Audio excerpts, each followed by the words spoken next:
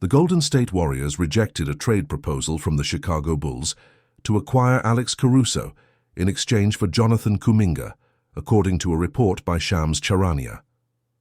The rejection stemmed from owner Joe Lacob's belief in Kuminga's potential that he refused to include him in any deal involving Caruso. The proposal fell through and served as a turning point for reflection on roster decisions, management priorities, and how the Bulls could have handled that historic opportunity differently. If you're a Bulls fan and want to understand every front office decision, every missed opportunity, and how it could impact the team's future, like and subscribe to the channel to follow everything closely, analysis, rumors, and the step-by-step of this rebuild. Before joining the Oklahoma City Thunder, Alex Caruso's value was well recognized, an elite defender and a team player, highly valued for his defensive hustle, energy, and ability to score, steal, and close out games with intensity. The Bulls seemed to believe Caruso was worth too much to let go, even when faced with tempting offers. The Warriors' offer included Kuminga, a young player with tremendous potential who had been touted as an important part of the league's future. The rejection demonstrates a clear sense of Caruso's value, whether for his impact on the court, his character, or his ability to inspire his teammates.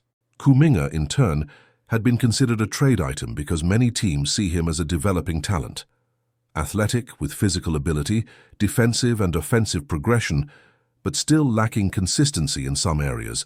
For Lacob, keeping Kuminga was part of a long-term vision, even if it could cost immediate benefits in trades like the one with the Bulls. This decision shows that some organizations place greater importance on retaining promising young players than seeking immediate guarantees for players with established profiles. From the Bulls' perspective, the Warriors' refusal raises questions. Would accepting the trade have been better? Keeping Caruso made sense to remain competitive, but losing a young player with potential like Kuminga could represent a missed opportunity if he becomes a star. On the other hand, Caruso played an important role in many games, especially defensively. He gave the team identity in crucial moments, defending well, running the ball, and participating in the collective system. Losing this type of player means not only losing statistics but also losing assets that can't be bought on the easy market. Furthermore, this story also illustrates how the NBA trade market works. Offers, rejections, subjective assessment of value, confidence in potential, risk versus reward.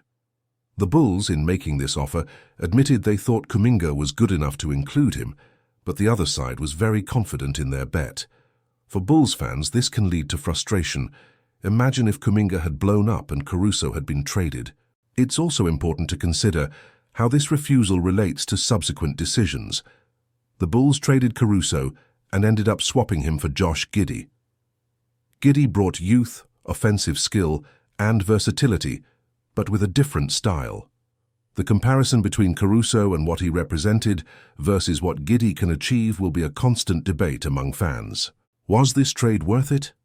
Would Caruso have led the Bulls on a different trajectory? From a strategic standpoint, keeping Caruso or making the trade would have financial, moral, and cultural implications for the team. Keeping a beloved player, identified with the fans with defensive prowess and a competitive spirit, is something that resonates deeply off the court as well.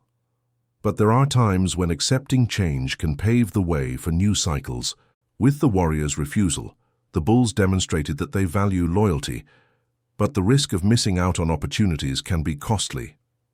Ultimately, this story serves as a lesson for anyone who follows the NBA.